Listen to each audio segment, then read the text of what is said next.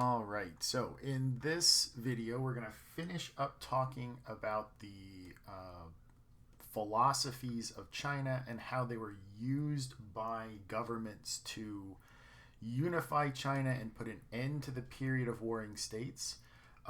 So in the last video, I lied. I didn't quite get to all three philosophies, but we're going to start with the third one now, because this is the one that actually unifies China.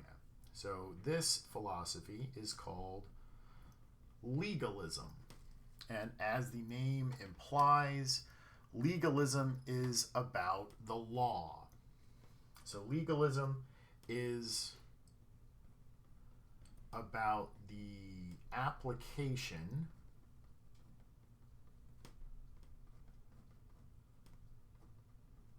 of the law. Now, the thing that legalism has that Confucianism and Taoism don't have is that legalism has enforcement mechanisms.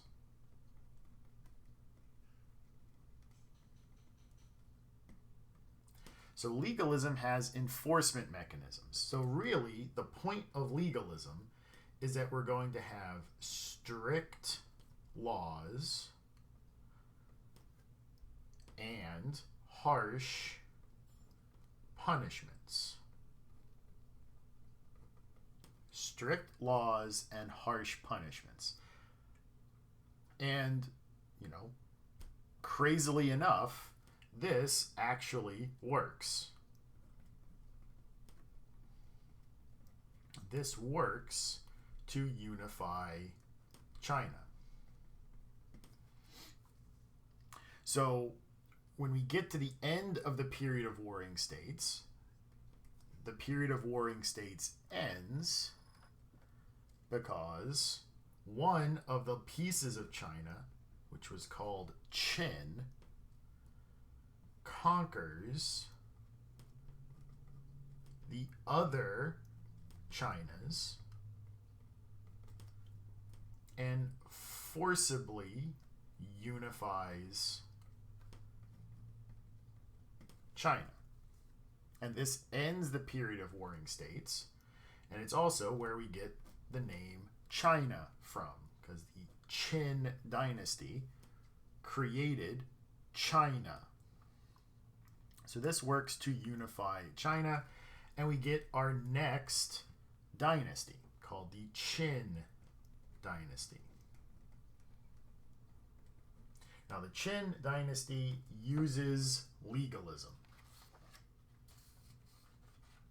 So the Qin Dynasty lasts from 221 to 207 BCE.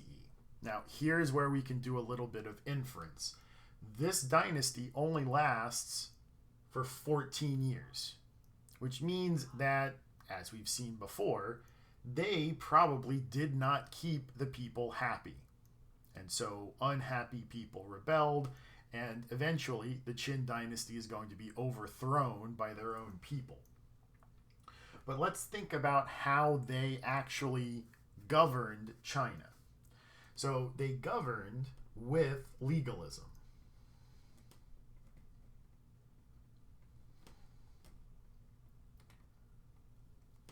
And so it does work. It keeps China stable. But the people hated it.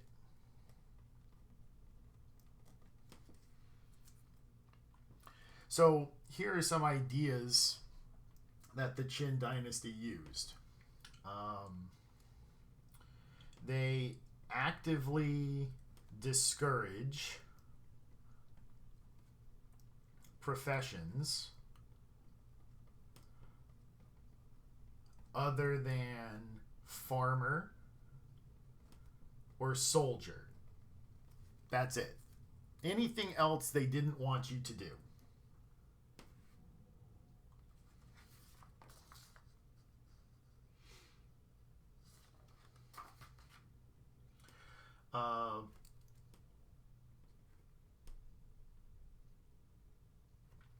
He ignored or they ignored the nobles. The guy who's doing this, his name is Qin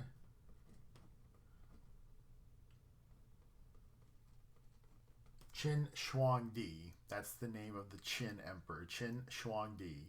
So he ignored all the other nobles and destroyed the homes or castles of rebellious nobles.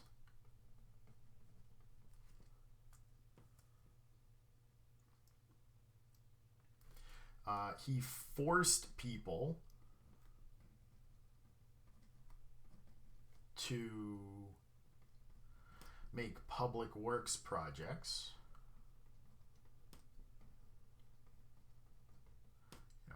Walls, roads, sewers, irrigation.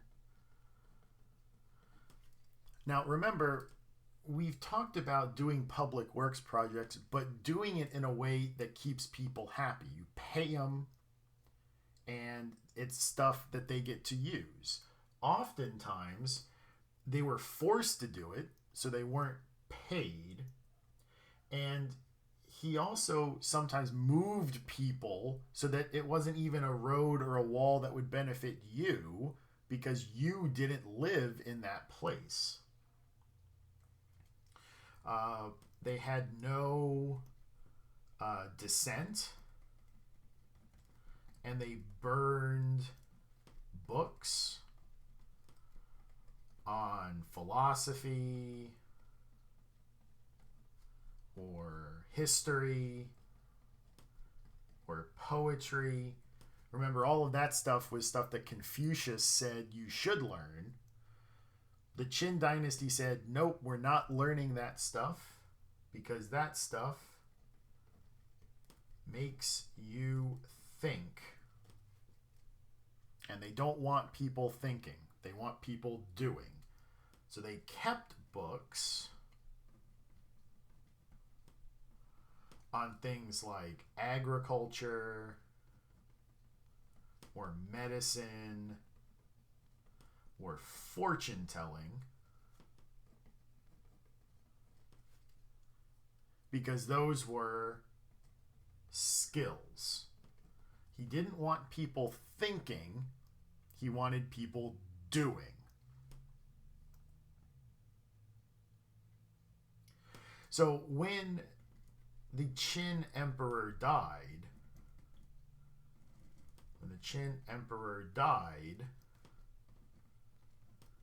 the people rebelled,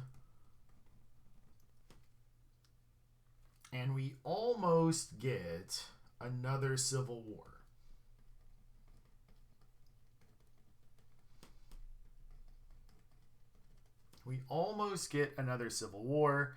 But one of the rebel commanders manages to unite the people under him, and he takes over and creates a long-lasting dynasty.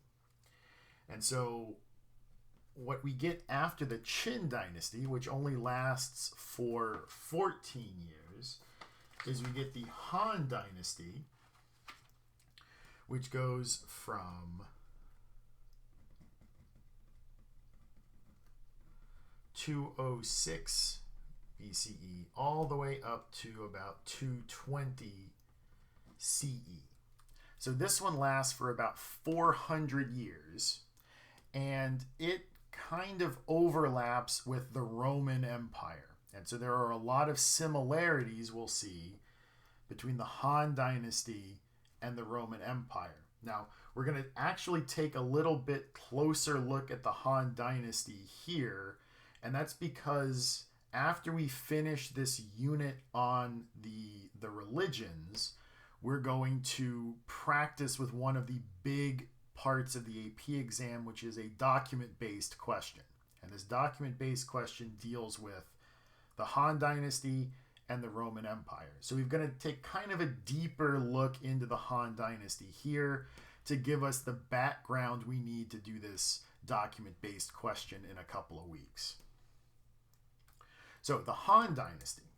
Now, to keep us kind of on track for this, the Han Dynasty uses kind of all of the philosophies we've already talked about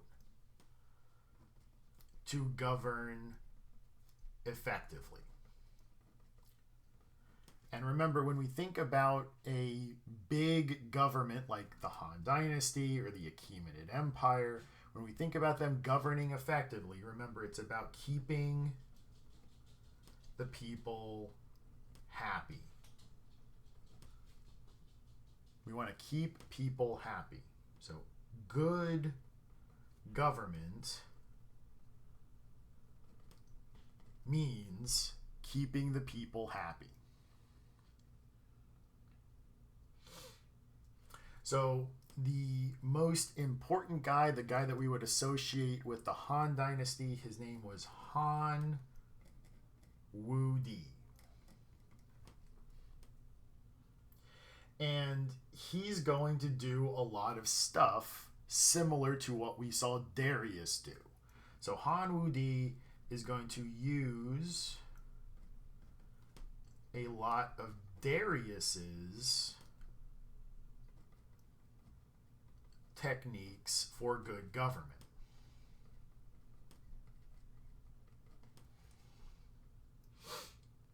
So he's going to kind of create, we'll say, administrative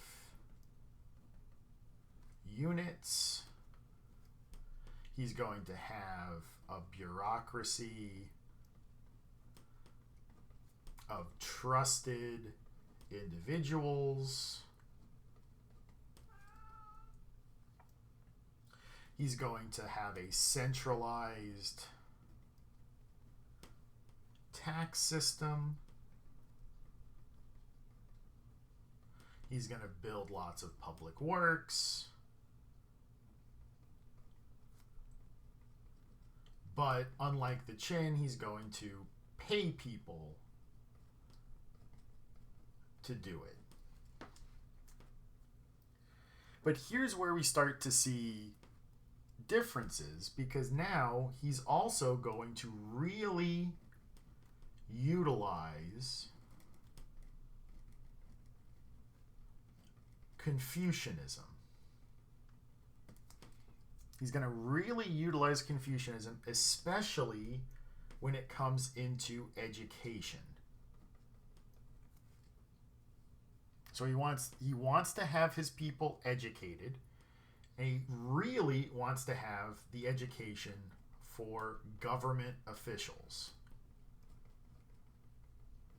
It's not just that we want trusted guys, but we also want educated guys. And this is where we see a topic that we're going to see kind of throughout the course called a bureaucracy of merit, which means that we want to have people in the bureaucracy deserve to be there, not just because you're friends with the emperor, but because you're educated. You're the best person for the job. You have the necessary skills to do the job effectively. So not only are you trusted, but you also are educated and smart enough to do the job the right way.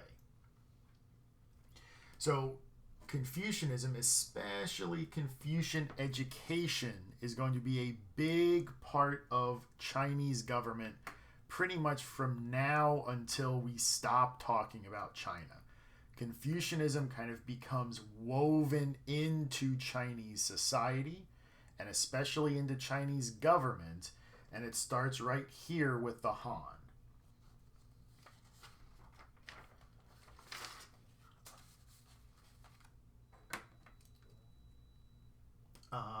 Okay, so another thing about the Han, and this is kind of where we're going to see a little bit of Taoism creep in, is that the Han were frequently attacked by a nomadic group called the Xiongnu. Now, normally, this relationship was symbiotic.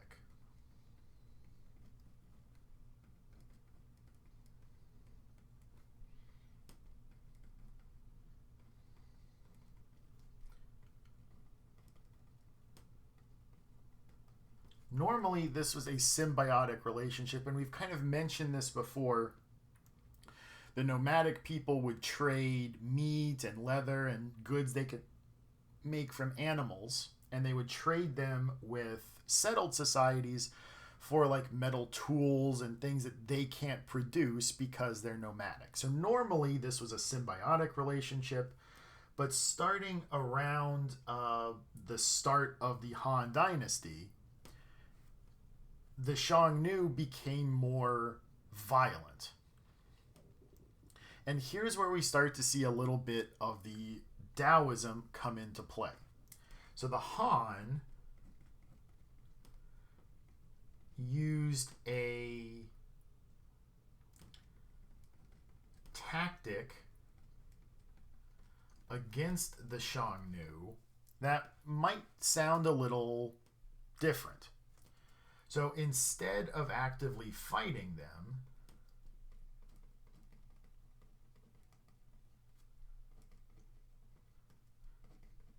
the Han